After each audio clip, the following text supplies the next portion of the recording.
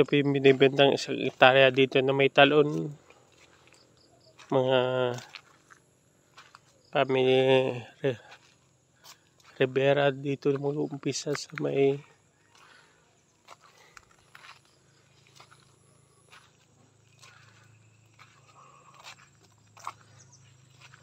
ayan.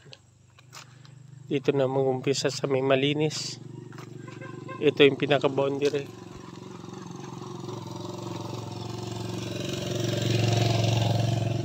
Ayan, ito po. Mula dyan, papunta doon. Mga 100 meters po ito. Kaso 1,000 na po ito. Sabi nila, 1,000 pesos per square meter. Ito yung frontage niya. Hanggang doon sa may Tangisang Bayawak niyon. May kasamang talon.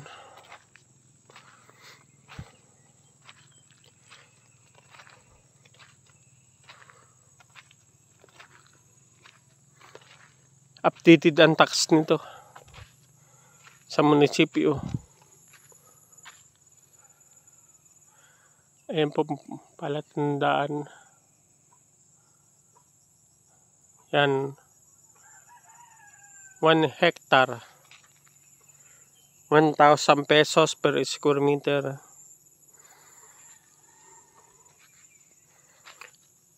Ang boundary nito doon sa may Tangisang Bayawak na yan.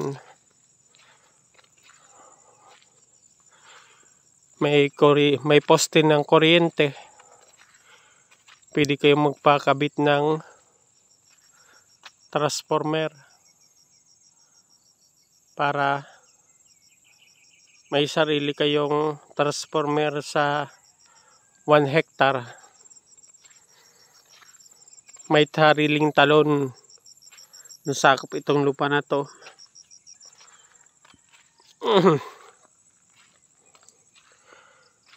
Tax declaration ang papel.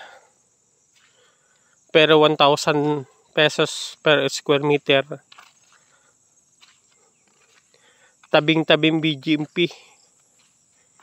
Itong lugar na to. Kulungan ng General Nakar Quezon.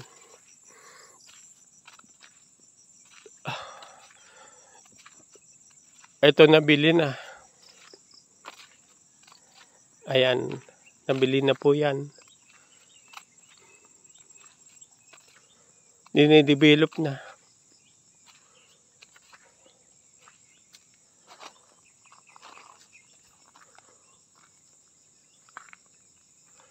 Ito yung pinaka-boundary ng 1 hectare. Yan. 1,000 per square meter yan. Ito, nabili na. Itong area na to. Tatayo na nila. May bakod na. Hindi lang natin alam kung anong ilalagay dyan. Ang ganda ng kubo. Kubo pa lang yan. Ganda oh. Yan. Overlooking view. Itong 1 hectare na to. Makikita mo dito ang kabundukan ng General Nakar Quezon. Ayan oh. Ito yung sinasabing 1,000 per square meter yung kabila na yan. Ito yung pinaka-frontage ng kalsada. Highway po ito. Papuntang Dingalan, Aurora. Palayan ng Visiha.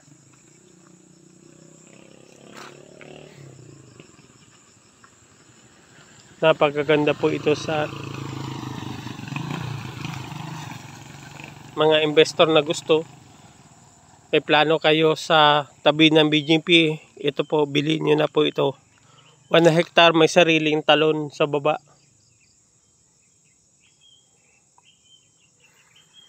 Ang ganda. Tabing-tabing highway. Ang frontage na sa karsada, mga 1,000, hindi pala, mga 100 meters po hanggang dito sa boundary. Kasi hanggang dun sa may nyug na yun, patahilis. Yan, 1,000 square meter per square meter. May sariling poste ng kuryente.